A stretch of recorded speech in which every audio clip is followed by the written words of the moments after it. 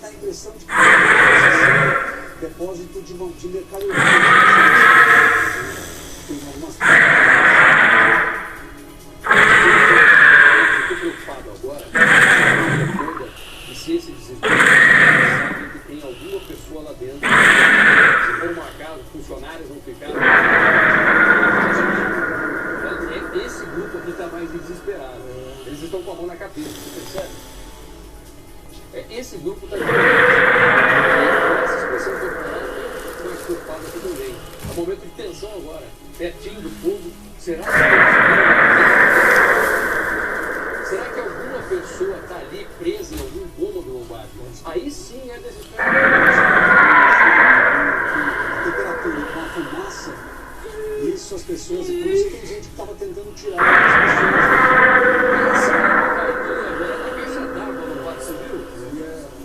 Olha, a própria caixa d'água que derreteu e começou a fogo. É isso aí, olha que incrível. Queimou tudo, queimou essa parte da direita do vídeo aqui, já está toda queimada, mas tem fogo, tem muito fogo ainda. As caixas d'água, elas todas se derreteram.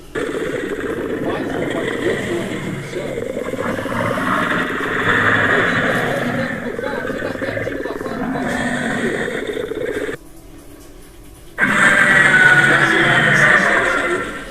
Da fábrica, e daqui desse ponto que a gente está, dá para ver a cortina de fumaça bem densa, viu? A gente já está impressionado com a dimensão desse incêndio que atinge esse as viaturas do Corpo de Bombeiros. A gente está a caminho, daqui a pouco a gente volta para falar sobre o que provocou esse incêndio e o que funcionava.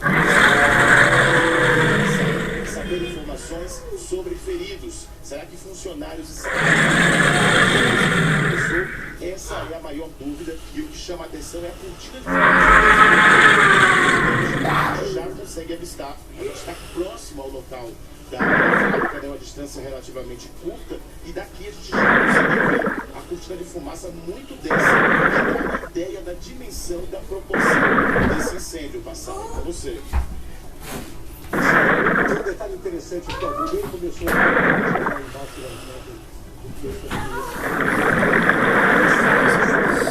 esses galpões aqui do lado esquerdo,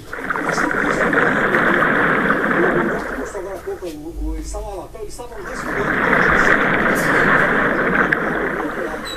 então usando a água do galpão do lado e desse lado.